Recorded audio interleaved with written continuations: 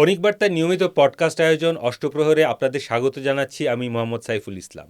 আজ আমরা কথা বলবো ত্রয়োদশ জাতীয় সংসদ নির্বাচনকে সামনে রেখে বাংলাদেশ জাতীয়তাবাদী দল বা বিএনপির পক্ষ থেকে ঘোষিত নির্বাচনী ইশতেহার নিয়ে। আমাদের সঙ্গে আছেন বণিক বার্তার নিজস্ব প্রতিবেদক আনিকা মাহজাবিন। আনিকা, আপনাকে স্বাগতম। আপনাকেও ধন্যবাদ। আনিকা, আপনার কাছে আমার প্রথম প্রশ্ন, বিএনপি যে বলছে তারা পার্লামেন্টারি ব্যবস্থায় গণতান্ত্রিক চর্চাকে আরও শক্তিশালী করবে, এই বিষয়ে তাদের নির্বাচনী ইশতেহারে কি বলা আছে? ধন্যবাদ। আসন্ন ত্রয়োদশ জাতীয় সংসদ নির্বাচনকে সামনে রেখে বিএনপি তাদের নির্বাচনী ইশতেহার 2026 প্রকাশ করেছে, যেখানে তাদের স্লোগান হচ্ছে সবার আগে বাংলাদেশ। আপনি যেটি বলছেন, তাদের সংসদের যে গণতন্ত্রায়নের বিষয়টি, সেখানে নির্বাচনী ইশতেহারে বেশ কিছু বিষয় তারা তুলে ধরেছে। তার মধ্যে অন্যতম একটি, একজন প্রধানমন্ত্রী 10 বছরের বেশি এই পদে থাকতে পারবেন না, সেটি যে কোনো মেয়াদে হতে পারে।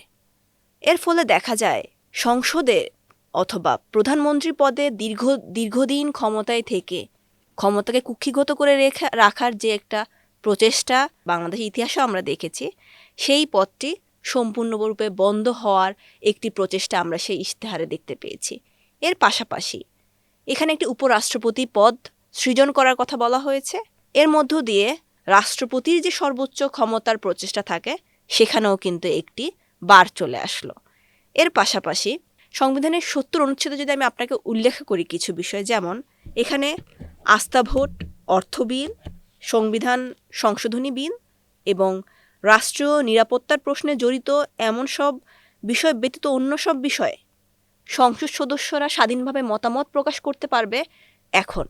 কারণ বিএনপি যে প্রতিশ্রুতি দিচ্ছে ইশতেহারে বলছে আর্টিকেল 70-র মাধ্যমে সেটি যখন এখন সংশোধন করা হচ্ছে, এর ফলে সংসদ সদস্যরা তাদের মতন করে মতামত দিতে পারবে, স্বাধীনভাবে দিতে পারবে। এটি একটি গুরুত্বপূর্ণ বিষয়। এর পাশাপাশি আরও একটি গুরুত্বপূর্ণ বিষয় এখানে উচ্চকক্ষ, যেটি নিয়ে আমরা জুলাই সনদে তীব্র বা তুমুল বিতর্ক আমরা পুরোটা সময় জুড়ে দেখেছি, উচ্চকক্ষে বিপক্ষে বা পক্ষে অবস্থান নিয়ে।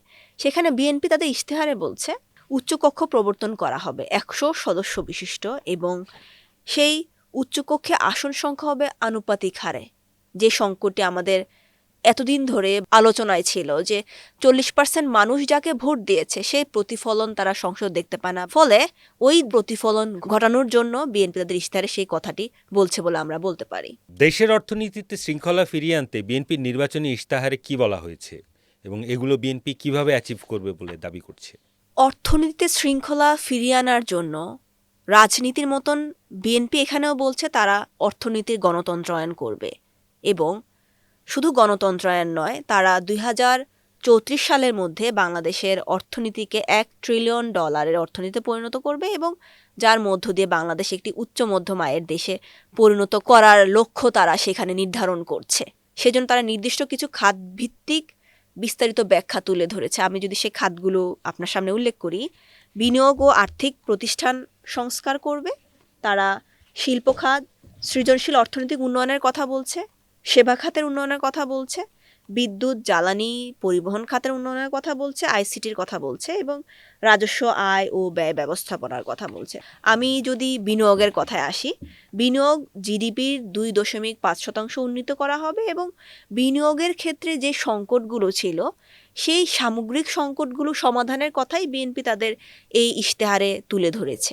এর পাশাপাশি আমি যদি তাদের আইসিটির কথা বলি, বিএনপি তাদের নির্বাচনী ইশতেহারে বলছে যে 10 লক্ষ নতুন কর্মসংস্থান সৃষ্টি করবে, এবং সেখানে সাইবার নিরাপত্তা সহ যত ধরনের নিরাপত্তা বা আইসিটি খাত সংশ্লিষ্ট যে বিষয়গুলো আছে সেগুলো তো বিএনপি তাদের মতন করেই ইশতেহারে তুলে ধরেছেন। এবং এখানে একটি গুরুত্বপূর্ণ বিষয় না বললেই নয়, আমাদের পুরো অর্থনীতির বা জ্বালানি খাতের একটি আলোচনার বিষয় ছিল ক্যাপাসিটি চার্জ এবং চুক্তিগুলো, এবং বিএনপি তাদের ইশতেহারে বলছে যে ক্যাপাসিটি চার্জ ও চুক্তি সংস্কারের মাধ্যমে বিদ্যুৎ ও জ্বালানি খাতের উন্নয়ন সংগঠন করা হবে, এবং জ্বালানি আমদানি নির্ভরতা হ্রাসের কথাও বিএনপি তাদের ইশতেহারে তুলে ধরছে। এছাড়াও আরও অনেকগুলো বিষয় আছে, সবুজ অর্থায়নের কথা বলা হয়েছে, এবং আঞ্চলিক জ্বালানি সংযোগ ও নিরাপত্তার কথা বলা হয়েছে।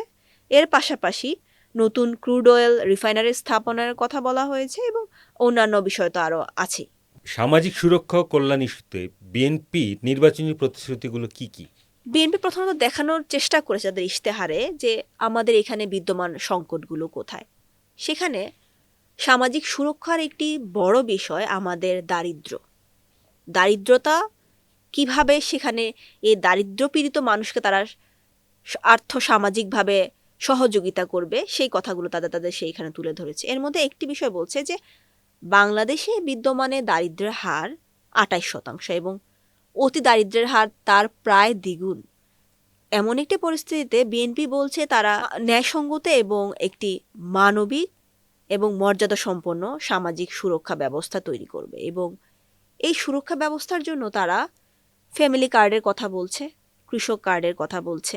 এর পাশাপাশি যেই ভাতাগুলো ইতিমধ্যে দেয়া হচ্ছে সেই ভাতাগুলো মূল্যস্ফীতির সঙ্গে সামঞ্জস্য রেখে সমন্বয় করে বৃদ্ধি করবে এবং বলছে যে আমাদের এখানে যে অঞ্চলগুলো পিছিয়ে পড়েছে সেই অঞ্চলগুলোতে তারা কর্মসংস্থানের ব্যবস্থা করবে।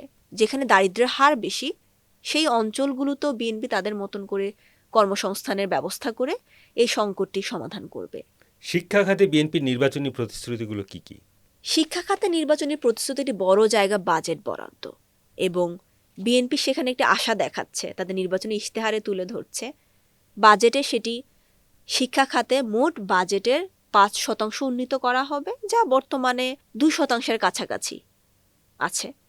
সেটি একটি বিষয়। এর পাশাপাশি শিক্ষা খাত সংস্কারের কথা বলা হয়েছে এবং আমাদের এখানে যে প্রাথমিক, মাধ্যমিক, উচ্চ মাধ্যমিক এবং মাদ্রাসা ভিত্তিক শিক্ষার যে সংকটগুলো আছে, এমন হতে পারে কখনো খাবারের সহায়তা প্রদানের মাধ্যমে, কখনো সুদহীন ঋণ প্রদানের মাধ্যমে শিক্ষার্থীদের, অথবা প্রাথমিক অথবা মাধ্যমিক স্কুলের যে বাচ্চাগুলোদের ড্রেস, তাদের স্কুল ড্রেস প্রদানের মাধ্যমে হতে পারে এবং সামগ্রিকভাবে শিক্ষার প্রতিটি পর্যায় ভিত্তিক তাদের মতন করে পরিকল্পনা কথা তুলে ধরেছে তাদের নির্বাচনী ইশতেহারে। আমার সর্বশেষ প্রশ্ন, দেশের স্বাস্থ্যসেবা খাত নিয়ে বিএনপি তাদের নির্বাচনী ইশতেহারে কি কি বলেছে?